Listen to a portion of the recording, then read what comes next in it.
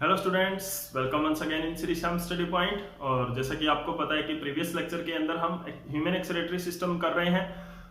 उसके अंदर हमने एक टर्म यूज की थी जब हम किडनी के बारे में पढ़ रहे थे प्रीवियस लेक्चर के अंदर, तो नेफ्रॉन एक टर्म यूज की थी और मैंने आपको कहा था कि हम आगे इसको डिटेल स्टडी करेंगे। तो आज के इस लेक्चर में हम उसी नेफ्रॉन के बारे में पढ़ने वाले हैं कि क्या वो नेफ्रॉन होता है और किस तरह की स्ट्रक्चर उसकी होती है और किस तरह से वो फंक्शन करता है, किस तरह से वो ब्लड को प्यूरिफाई करता है, यानी नाइट्रोजनस वेस्ट उसके अंदर से एक्सक्रीट होता है, किस तरह से वो ब्लड से नाइट्रोजनस वेस्ट को रिमूव करता है। तो नेफ्रॉन क्या होता है? नेफ्रॉन जैसा कि आप देख रहे हो यहाँ पर, ये जो स्ट्रक्चर मैंने ड्रॉ की हुई है वो नेफ्रॉन की है।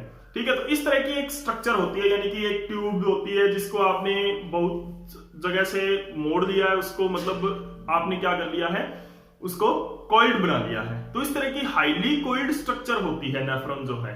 ठीक है, एक हाईली कॉइल्ड स्ट्रक्चर होती है जो कि किडनी के अंदर प्रेजेंट होती है। अब किडनी के दो पार्ट्स हमने यहां पर किए थे, वो कौन कौन से थे?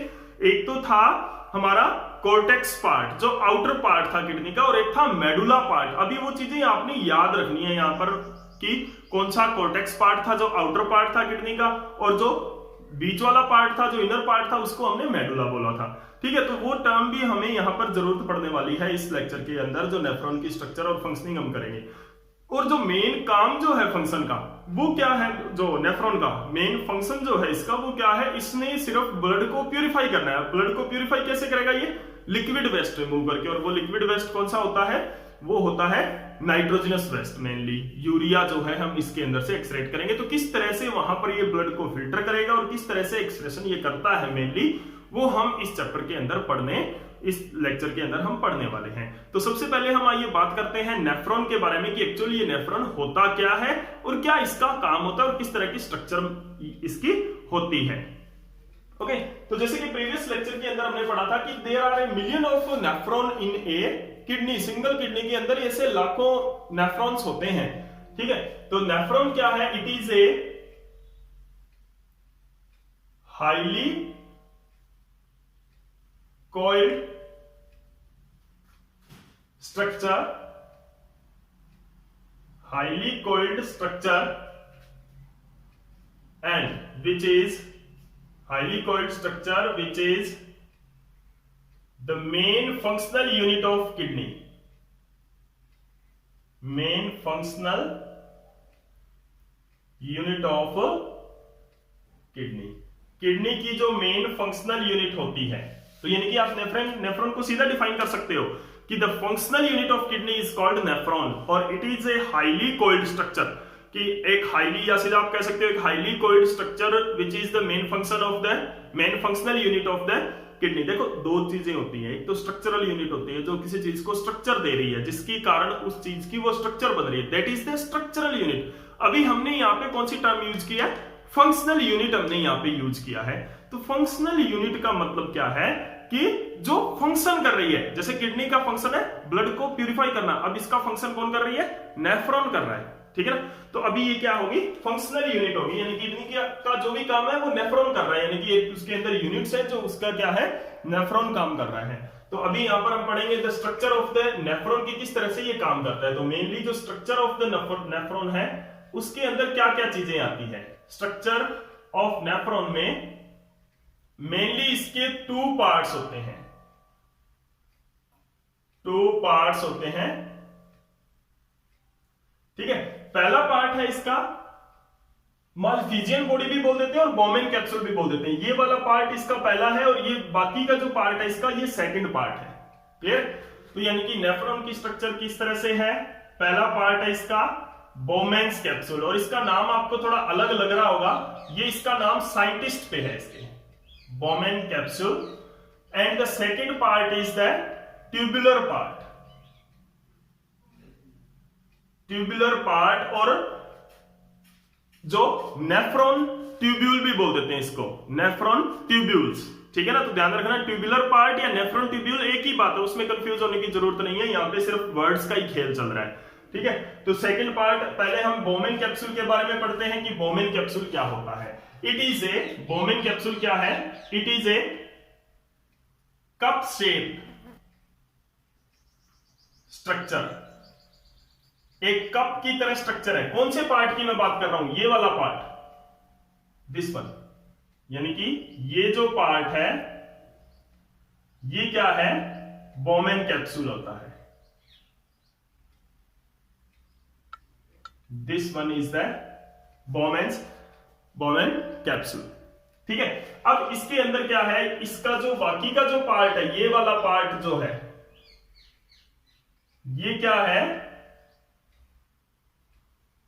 ये वाला जो पार्ट है दिस वन इज द, यहां से लेकर यहां से ये गया, यहां गया, यहां गया, यहां गया ये, और फिर यहां पे फिर कॉइल्ड हो गया है।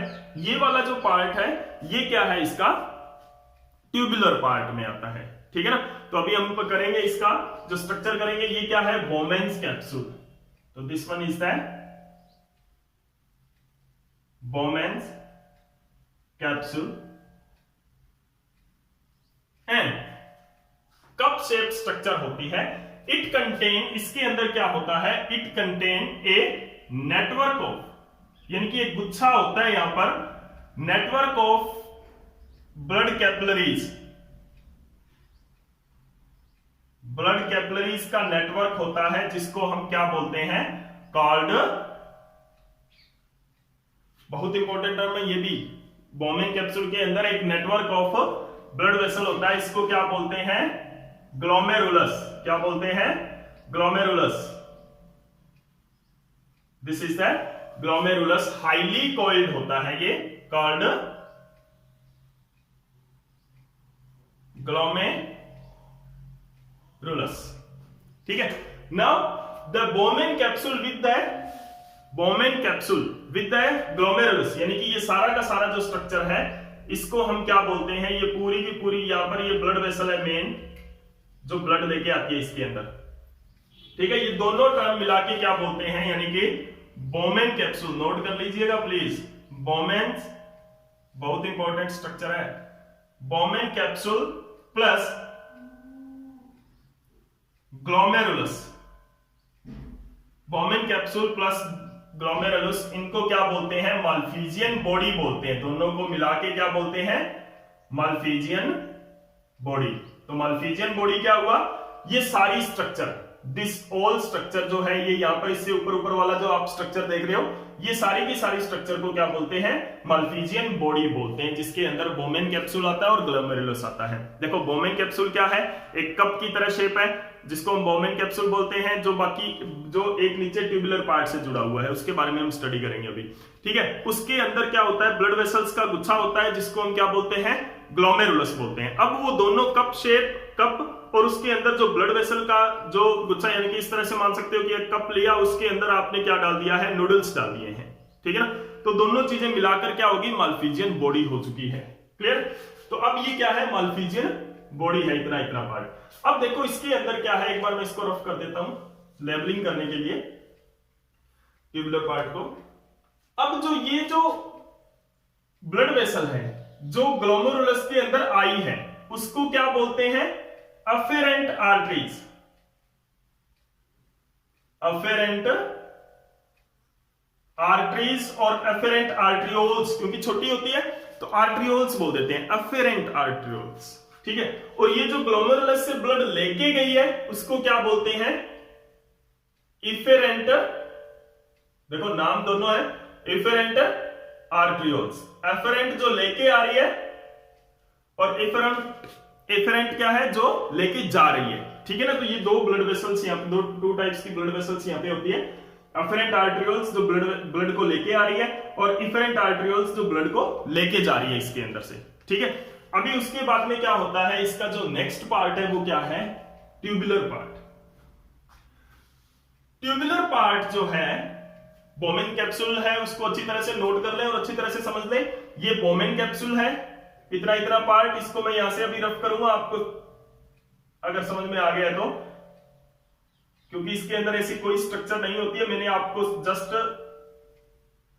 समझाने के लिए लिखा है। ठीक है, तो ये क्या है, बोमेन कैप्सूल है। अब हम पढ़ेंगे जो ये पार्ट है, ट्यूबुलर पार्ट। ठीक है ना, ट्यूबुलर पार्ट के बारे में हम पढ़ेंगे। तो अभी देखो क्या है कि जो बोमेन कैप्सूल आ गया, ट्यूबुलर पार्ट में क्या क्या पार्ट होते हैं, मेनली ट्यूबुलर पार्ट है, उसके 3 मेन पार्ट होते हैं। एक पहला ये पार्ट इतना आपको दिख रहा है, कॉइल्ड पार्ट है, एक ये पार्ट जो आपको लॉन्ग स्ट्रक्चर दिख रही है, and the last one is this part जो आपको फिर से कॉइल्ड स्ट्रक्चर आपको दिख रही है, ये वाला पार्ट, यानी कि ये कॉइल्ड स्ट्रक्चर एक पार्ट है इसका, फिर ये लॉन्ग एक लूप जो है ये एक दूसरा पार्ट है, और ये यहां पर क्या है तीसरा पार्ट है इसका। ठीक है, तो 3 मेन पार्ट्स होते हैं इसके ट्यूबुलर पार्ट के या नेफ्रॉन ट्यूब्यूल्स के। तो नेक्स्ट पार्ट जो है क्या है हमारा, जो सेकंड है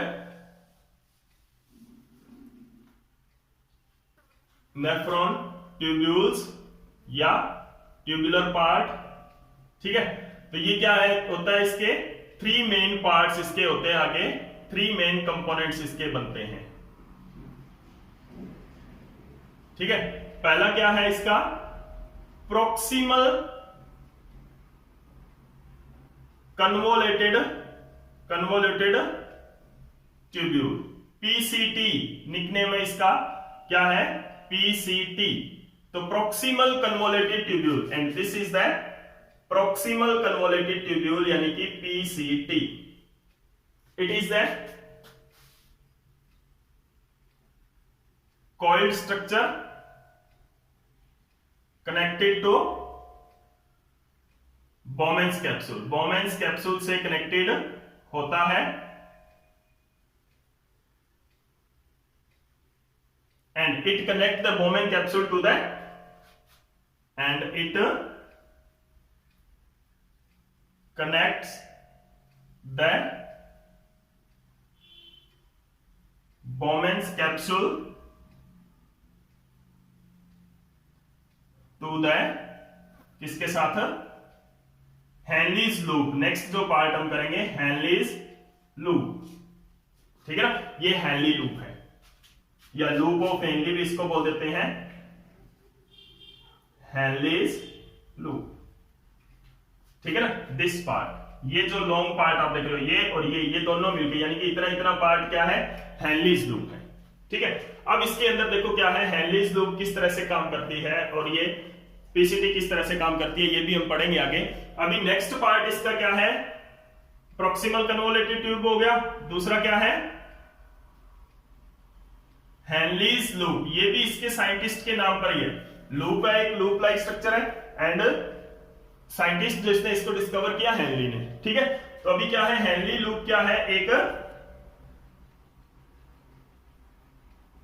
ये भी एक कॉइल्ड लूप है between PCT proximal convoluted tubule and DCT. DCT क्या है, यहां पर नेक्स्ट पार्ट जो आएगा हमारा, this one is DCT, distal convoluted tubule. अब इसके 2 पार्ट होते हैं, Henle's loop is 2 part, one is descending limb, this one is the descending limb of Henle's loop and this one is the ascending, क्योंकि नीचे आ रही है, downward, move downward, descend कर रही है ये, तो descending limb and this is the ascending limb. ठीक है, तो descending limb and this one जो ऊपर जा रही है, असेंड कर रही है, ऊपर बढ़ रही है, तो वो क्या है असेंडिंग लिम्ब है। तो descending limb and second one is the ascending limb, तो this one is the ascending limb. तो descending limb and ascending limbs are the 2 parts of the Henle's loop. ठीक है, अभी इनका फंक्शन क्या है वो हम नेक्स्ट लेक्चर के अंदर पढ़ेंगे कि किस किस तरह से ये काम करते हैं। अभी फिलहाल हम स्ट्रक्चर ऑफ नेफ्रॉन के बारे में पढ़ रहे हैं। ठीक है, अब इसके अंदर क्या है असेंडिंग एंड डिसेंडिंग लिम्ब हो गया। उसके बाद में जो थर्ड पार्ट आता है इसका वो क्या है डीसीटी। जैसे कि पीसीटी है उसी तरह से डीसीटी है, लेकिन उसका क्या है हेनलीज लूप तक क्लियर हो जाना चाहिए बिल्कुल आपको। अगर क्लियर नहीं हुआ तो रिवर्स करके पहले देख लें फिर आगे देखें। ठीक है ना, इस चीज का ध्यान रखना कि पहले रिवर्स करके देख लो फिर आगे देखो। तीसरा पार्ट है इसका distal convoluted tubule, DCT, distal convoluted tubule, DCT भी इसका नेम है। ये क्या होता है, it is also a coiled structure which is and connected to the collecting duct। अभी एक नया नाम आ गया collecting duct। ये क्या है collecting duct? ये वाली जो duct है this one is called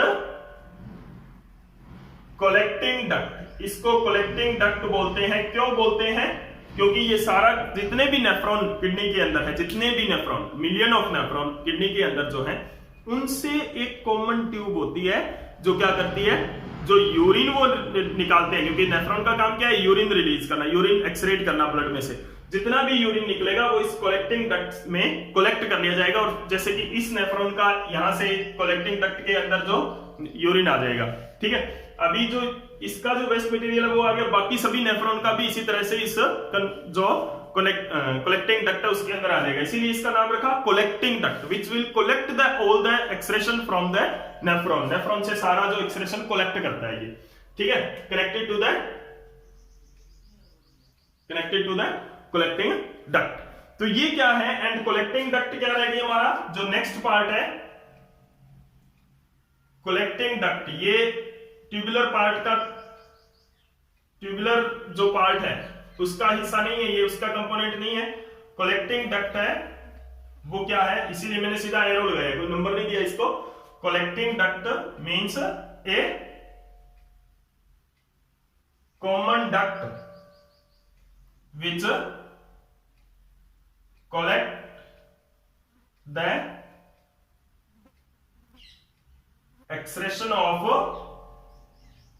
all nephron। सभी नेफ्रॉन का जो एक्सक्रेशन है उसको ये कलेक्ट करता है। तो this is collecting duct and this is all about the structure of the nephron. तो दो पार्ट इसके मेन होते हैं, Bowman capsule and the tubular part.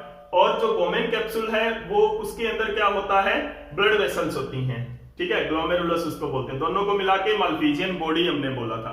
उसके बाद में इसके 3 पार्ट होते हैं ट्यूबुलर पार्ट के, कौन से, PCT, Henley loop and DCT and collecting duct, ठीक है। अभी इसके चारों ओर आप देख रहे हो जो एफरेंट आर्टरियोल्स हैं वो इसके चारों ओर, इसके सराउंडिंग में क्या है वो लिपटी हुई है। ये देखो, ये इसके चारों ओर क्या है, wrapped around the tubular part है। वो किस लिए है वो भी हम आगे जो नेक्स्ट लेक्चर के अंदर जब आप इसकी फंक्शनिंग करेंगे कि किस तरह से ये यूरिन फॉर्मेशन करता है, तो उस टाइम हम पढ़ेंगे कि इसका मेन फंक्शन क्या है। जो ब्लड वेसल है which is wrapped around the tubular part of the nephron। तो this is the structure of the nephron. इसको अच्छी तरह से समझ लें और अच्छी तरह से इसको क्लियर कर लें। अगर आपको कोई भी चीज समझ में ना आई हो फिर भी वो आप कमेंट सेक्शन में पूछ सकते हैं। वीडियो को रिवर्स करके जरूर देखें, बहुत इंपॉर्टेंट टॉपिक है जो ह्यूमन एक्सक्रीटरी सिस्टम के अंदर नेफ्रॉन की स्ट्रक्चर। Thank you.